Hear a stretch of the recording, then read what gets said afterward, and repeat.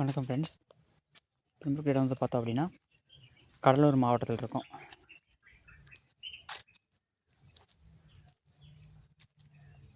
கொக்கிப்பாளையம் சொல்லுவாங்க, அந்த ஒரு ஏரியா அங்கே இருக்கோம். இங்கே வந்து நமக்கு கதறி வாழை போட்டிருக்காங்க. டோட்டலாக ஒரு 5000 வாழை பக்கம் போட்டிருக்காங்க. இதுக்கு வந்து பார்த்தா இந்த தண்டு வெடிக்கிற பிரச்சனை இருக்குதுன்னு சொல்லிக்கிறாங்க.